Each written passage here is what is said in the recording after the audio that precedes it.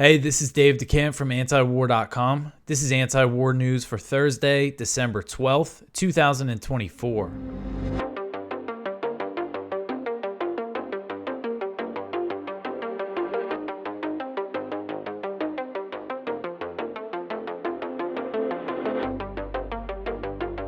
All right, the first story at the top of antiwar.com today, Ukraine fires more U.S. ATACMS into Russia.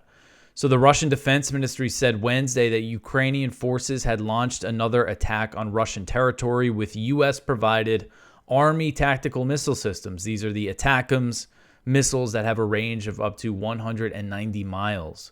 So Russia's TASS news agency reported that Ukraine delivered a strike by 6 U.S.-made ATACMS long-range ballistic missiles at the military airfield in Tongarog, in southern Russia on the morning of December 11th. The report said that 2 of the missiles were intercepted by air defenses and the other 4 were deflected by electronic warfare. The Russian Defense Ministry said shrapnel from the missiles caused injuries. The ministry said in a statement, quote, "There are injuries among the personnel as a result of the fall of missile fragments. There is no destruction, while minor damage, shrapnel damage, was caused to 2 buildings on the airfield's premises. 3 military motor vehicles and also civilian cars on a parking lot were damaged," end quote. So the ministry also vowed that there would be a response. The Russian Defense Ministry said, quote, "This attack by Western long-range weapons won't be left unanswered, and corresponding measures will be taken," end quote. So it was last month, with everything that's been going on in the past couple weeks, it feels like a while ago that Biden gave Ukraine the green light for these strikes, and we started to see the ATACMS and the Storm Shadows, which are the British missiles, hit Russian territory. But this was only a few weeks ago. It was like the end of November that Biden authorized these strikes and Ukraine started launching them. And Biden went ahead with this step despite Russia making it clear that it would risk nuclear war. Russia changed its nuclear doctrine directly in response to this escalation. And in response to previous ATACMS and Storm Shadow launches into Russia, the Russian military launched this new intermediate range ballistic missile, the Oreshnik. It's a hypersonic missile. And as far as we know, it was a test launch. It was not packed with explosives, so there was only minor damage caused by this missile. But it sounds like it can pack a punch because Putin is saying that if they produce enough of these missiles, Russia's not even going to need nuclear weapons anymore. The conventional warheads on these will be enough as a deterrent. So I think there's always the chance of them using one of these missiles, packed with explosives and really doing some damage with it as a potential response. I think, the risk of nuclear escalation is there. Russia has made that very clear, but I think I don't expect Russia to fire a nuke or anything. I think they're going to wait to see what this Trump administration is going to do when it comes in. But still, a lot can happen between now and January 20th. All right, so the next one here, Orban says Zelensky rejected proposal for a Christmas truce. So Hungarian Prime Minister Viktor Orban said Wednesday that he had proposed the idea of Ukraine and Russia establishing a Christmas truce, but it was rejected by Ukrainian President Volodymyr Zelensky. Orban wrote on X, quote, "At the end of the Hungarian EU presidency, we made new efforts for peace. We proposed a Christmas ceasefire and large-scale prisoner exchange. It's sad that President Zelensky clearly rejected and ruled this out today. We did what we could," end quote. So Orban, he didn't specify how this proposal was presented, and he didn't say how Russia responded. But there was a little drama here between some world leaders. This post on X was a quote tweet. Man, I could barely talk today. It was a quote tweet of Zelensky taking a shot at Orban for speaking with Putin earlier in the day. So earlier on Wednesday, Orban spoke with Putin, and he put out a statement about it, saying that they discussed the idea of a ceasefire. And Zelensky put out a tweet saying, "Oh, we all hope that Orban at least won't call Assad in Moscow to listen to his hour-long lectures as well. And he also said, you cannot discuss, he said, quote, there can be no discussions about the war that Russia wages against Ukraine without Ukraine, end quote. So he's giving Orban a hard time for speaking with Putin. And then Orban says Zelensky rejected the idea of a Christmas truce, which, based on Zelensky's record over the past nearly 3 years of this war, that sounds like him, that he would reject any sort of temporary ceasefire, even if something just for Christmas. And whenever you talk about a Christmas truce, it always reminds me of the Christmas truce during World War I, where the soldiers got out of the trenches and played soccer and smoked together, and then they went back to killing each other right after that. But anyway, so in the call with Orban, the Kremlin said that during the call, Putin said, it was all Ukraine's fault that there was no diplomatic solution to the war. And so Orban has been one of the few NATO leaders who has maintained contact with Putin, and he has consistently called for a ceasefire in Ukraine. And he's been in the role of the EU presidency over the past year.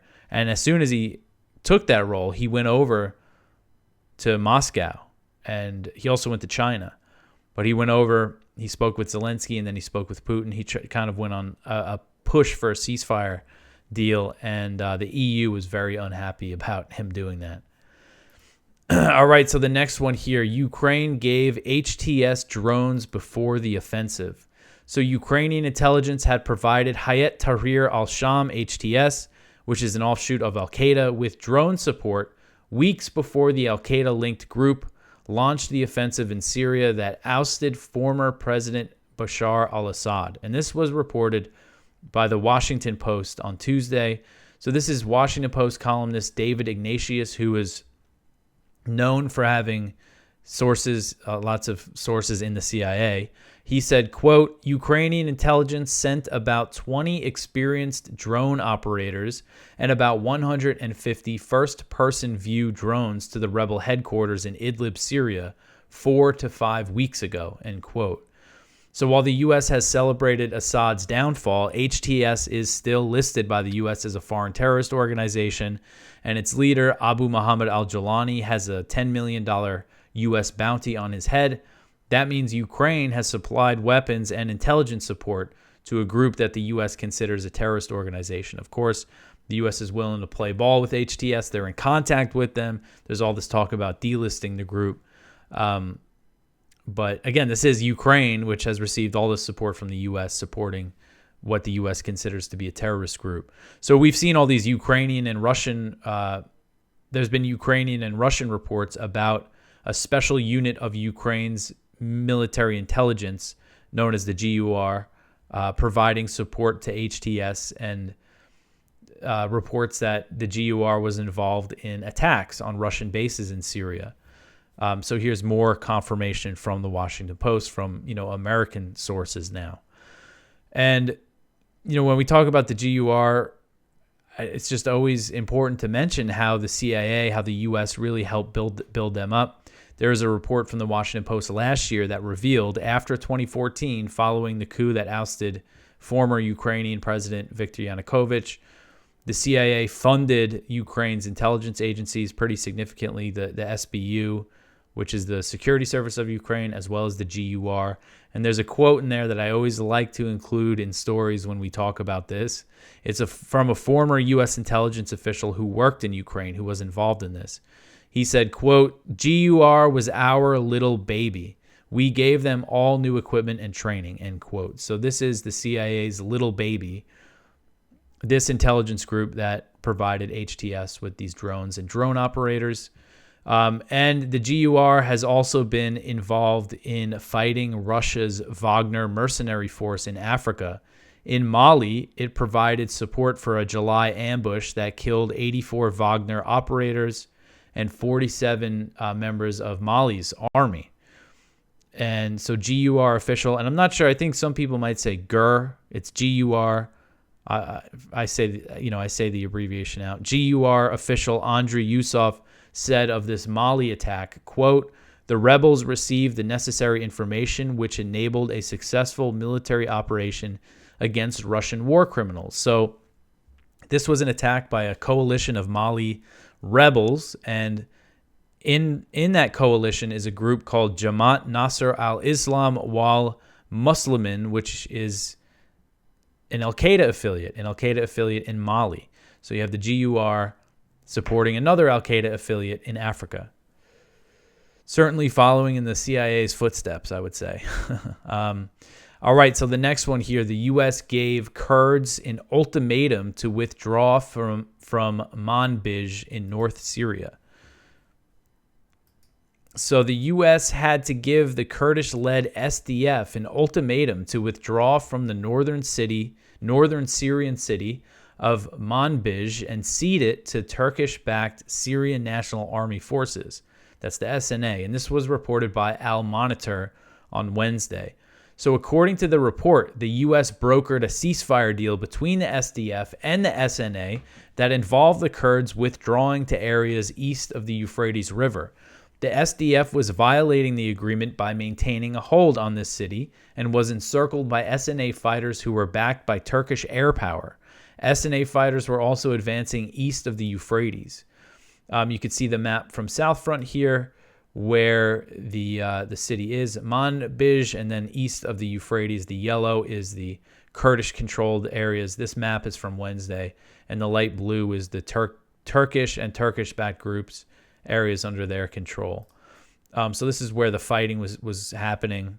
And the report said that U.S. officials were exasperated by the SDF's refusal to head to the east of the river. So the U.S. apparently threatened that the U.S. military would no longer protect the SDF if it did not comply, prompting them to go ahead and withdraw and cede the city to the SNA, which is mostly comprised of these Sunni Muslim militant groups. So U.S. officials said that during the battle on Monday, the SDF shot down a U.S. drone, a U.S. MQ-9 Reaper drone, and these are worth tens of millions of dollars. This is not some small drone. So apparently the Kurds shot one down, mistaking it for a Kurdish drone. And so, with everything going on, we've been more focused on Western Syria, but over here in the north, well, this is actually kind of Western, but this is north and the northeast where the Kurds are. Turkey has stepped up its strikes against the Kurds. And again, this is a U.S.-backed force that they're fighting against. Just goes to show what a mess this whole arrangement is. And Ankara, Turkey, played a key role in this regime change in Syria. There were reports from Western media outlets, including AFP, that it was Turkey that gave the green light for the offensive to start. And with everything going on, Secretary of State Antony Blinken is headed to Turkey on Friday as the U.S. is looking to limit the Turkish-backed offensive against the Kurds. The U.S. also has about 900 troops in eastern Syria, so of course all this fighting puts them in harm's way. It's why the U.S. has got to get out of Syria. It's completely foolish to still be there. And Turkey is not happy about the U.S. support for the SDF, since it considers the group a wing of the PKK, which is a Kurdish militant group that both Turkey and the U.S. have labeled a terrorist organization. So, the SDF is the Syrian wing of the PKK. The SDF is also known as the YPG. Basically, they changed the name, kind of a rebranding thing like HTS did. So I included a quote in here from James Jeffrey. James Jeffrey was a U.S. special envoy to Syria under the Trump administration. I included some quotes from him when we first started talking about HTS. He said a lot of really revealing things. And one thing he said about the U.S. supporting their Kurdish group that I thought was very interesting. He said, yes, that the SDF was a wing of the PKK, which, again, the U.S. also considers to be a terrorist organization. And he made these contexts. I'm going to read just what he said. Excuse me. So here he's talking about Turkish officials complaining about the U.S. support for the SDF. And he goes on to say, well, we don't complain about you guys supporting HTS. So he said, quote, I used this example the last time I was talking to very senior Turks when they were bitching about this relationship we have with the SDF, which we renamed from the YPG, which is a Syrian wing of the PKK. I said, it's just like you in Idlib. We want you to be in Idlib, but you can't be in Idlib without having a platform, and that platform is largely HTS. Now, unlike the SDF, HDF is a UN-designated official terrorist organization. Have I ever, or has any American official ever complained to you about what you're doing there with HTS? No, end quote. So again, very revealing, saying that the U.S. never had any problem with Turkey backing HTS in Idlib, this Al-Qaeda offshoot. There's just a lot there. Again, this just goes to show what a mess the U.S. policy in Syria, the U.S. intervention in Syria is, the U.S. meddling, just a complete disaster. Every reason to withdraw. And then the real reason why the U.S. stays and supported this regime change effort is for Israel. Israel wanted Assad gone, and the U.S. helped them do that. All right, so the next one here, Israeli attacks kill 29 Palestinians in Gaza. So there's a very graphic picture in this, just a warning, really horrific stuff happened in Gaza on Wednesday. Israeli attacks on northern and central Gaza killed at least 29 Palestinians on Wednesday, Al Jazeera reported, citing medical sources in the Strip. Gaza's health ministry put the death toll at 19 in the last 24 hours. As I always mention, their death toll only counts bodies that are brought to hospitals and morgues. Israeli attacks on Wednesday included a strike on a residential building near the Kamal Adwan Hospital in Beit Lahia, northern Gaza, which has been under total siege as part of this ethnic cleansing campaign. And that attack killed 20 people, including women and children. So you see this picture here. This is a severely wounded Palestinian boy, a 6-year-old, who was brought to the Al-Aqsa Hospital. So I got this picture from Reuters. They got it from Imago Images, which is a German photo agency that works with photographers in Gaza. And according to them, this boy's name was Khalid Yusuf Al-Jubairi. He was 6 years old. He was taken to Al-Aqsa Hospital after an Israeli airstrike severely wounded him in central Gaza. And he lost his life about an hour after being taken to the hospital. So, as I understand it, he was still alive in this picture, but he died shortly after. And there was all other pictures of wounded and dead children. Just an absolute horror show just happening every day in Gaza, supported 100% by the U.S., funded by the U.S., enabled by the U.S., our tax dollars. And there's also an Israeli attack on Gaza City that killed a female journalist, Iman al-Shanti, and her son. I got that from Wafa, the Palestinian news agency. I saw other reports that her whole family was slaughtered, that 3 children and her husband were killed as well. I just kind of saw that on Twitter, but I saw Wafa, which is the Palestinian news agency, report her and her son were killed. So another journalist slaughtered by Israel. And there were also strikes in the Nusayrat refugee camp in central Gaza that killed at least 7 Palestinians. All right, the next one here, the UN General Assembly votes for a Gaza ceasefire. So following, this article is from Brett Wilkins. We reprinted it from Common Dreams. Following yet another United States veto of a United Nations Security Council resolution calling for a cessation of hostilities in Gaza, members of the UN General Assembly voted overwhelmingly Wednesday in favor of an immediate, unconditional, and permanent ceasefire in Gaza, where Israeli forces continued relentless attacks that killed dozens more Palestinians, including numerous children. So the veto by the United States, this was in the UN Security Council recently. I covered it on this show. The U.S. was the only one, it was, out of the 15-member Security Council, the only one to vote against it, and the U.S. has veto power there. But the U.S. does not have veto power at the General Assembly, and the U.S. came out very strongly against this resolution at the General Assembly. Robert Wood, the United States' deputy UN ambassador, said ahead of Wednesday's vote, quote, "At a time when Hamas is feeling isolated due to the ceasefire in Lebanon, the draft resolution on a ceasefire in Gaza risks sending a dangerous message to Hamas that there's no need to negotiate or release the hostages." End quote. The 193-member UN General Assembly subsequently voted 158-9. So overwhelming support for a permanent, an immediate unconditional ceasefire. The U.S. and Israel standing against the world as well. Argentina voted against it. Czechia voted against it. Hungary, this is one thing the Orban government is bad on Israel. They're very pro-Israel. They voted against it. Nauru, which is, where is that? That's near Australia, one of the small Pacific island nations. Papua New Guinea, Paraguay, and Tonga voted against it.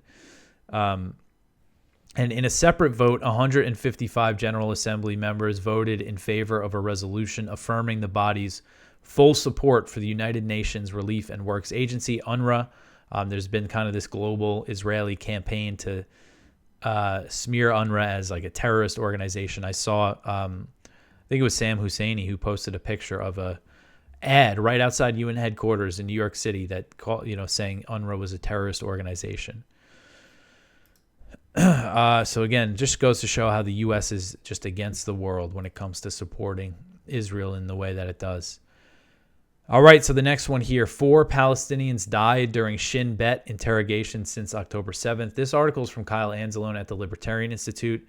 The Israeli outlet Haaretz has found that at least 4 Palestinians have died while under interrogation by the Israeli Shin Bet in over a year. Since October 7th, Israeli officials have touted worsening the conditions for imprisoned Palestinians, while human rights groups have reported Israelis tortured the detainees. So according to Haaretz, one of the dead is Iyad Rantisi, former director of the Women's Hospital in Beit Lahia.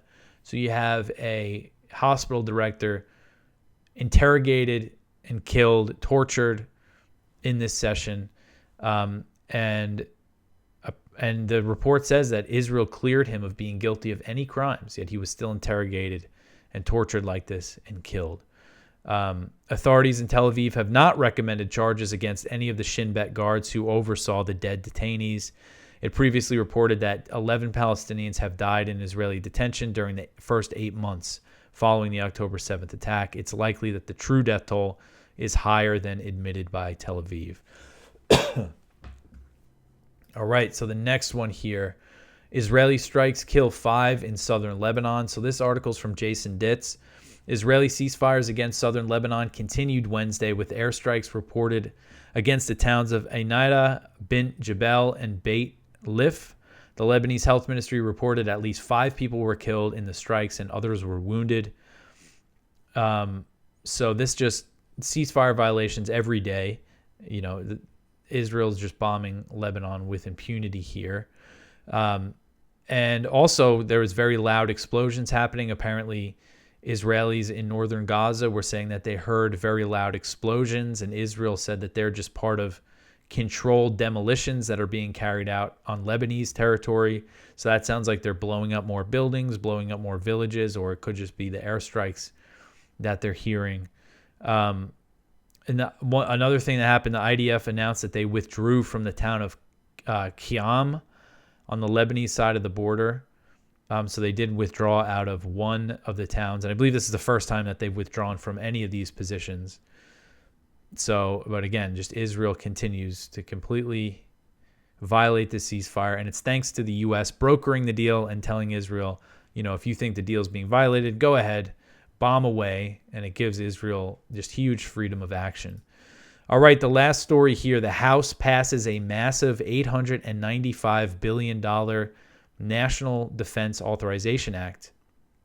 So on Wednesday, the House passed the mammoth $895 billion 2025 National Defense Authorization Act, the NDAA.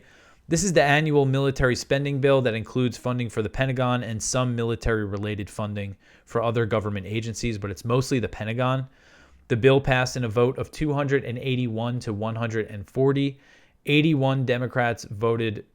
Oh, actually, I got that mixed up. I have to fix that. Let's see. How many Democrats voted against it?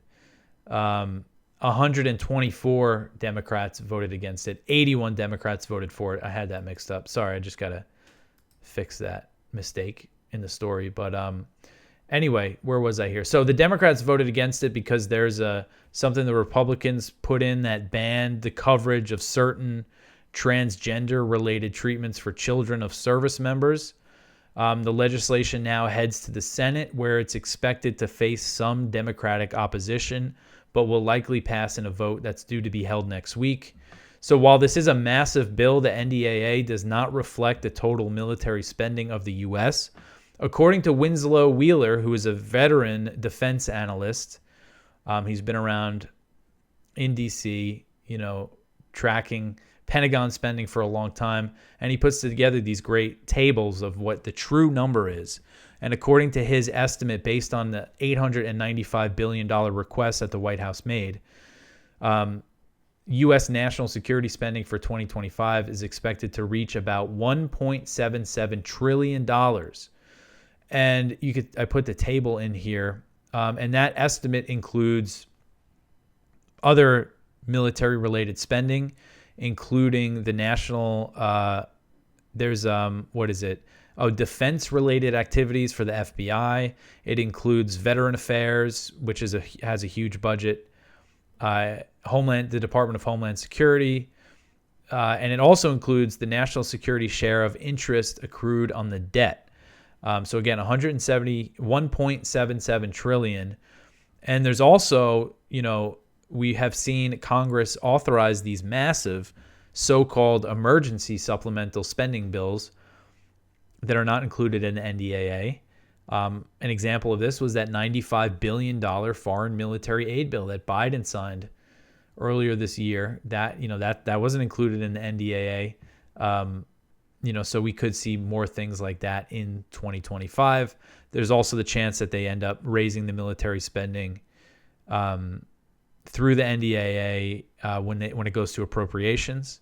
But for now, it's $895 billion. And, usually in previous years, I followed this process very closely, and I would cover like a lot of the amendments in the NDAA because there's always really bad amendments in there.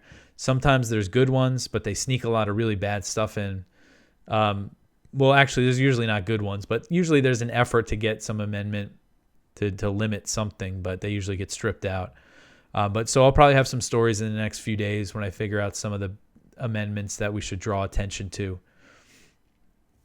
All right, so that is it for the news for today. Please go check out our viewpoints. One from Ramsey Baroud, The Tectonic Shift, Gaza, Genocide, and the Limits of Israeli Hasbara. One from John Hoffman, Washington Should Get Out of Syria. One from Branko Marchteach, War in Ukraine Has Been a Major Contributor to Global Inflation. One from Don Villa Jr., With the Fall of Damascus, War Hawks Jump for Joy. So that's over at the Free Thought Project. It's a really good kind of outline of the situation in Syria. Spotlight is from Doug Bandow, Risking Mexico and the Trump Presidency. Go check all of that out. Go to our blog. We have a lot of good stuff over there. The Ron Paul Liberty Report is posted in there. We have a good article from Jonathan Grotenfent, and I hope I pronounced his name wrong, but it's titled, Now is the Time to Teach Your Children That Conscription is Slavery. And it's, it gets into the U.S. pressing the Ukrainians to lower their conscription age to 18. Absolutely shameful stuff that they're doing here. And we were talking how, as my kids are getting old, growing up, like the idea of conscription just makes me angrier and angrier as they get older. So please go check all of that out. You can always support this show by sharing it, like, subscribe, comment, tell your friends about antiwar.com. Follow us on X. I never know if I should say X or Twitter, but follow us over there. Follow the antiwar.com account on Instagram. I will be back tomorrow with some more news, one more show this week. Thanks for listening.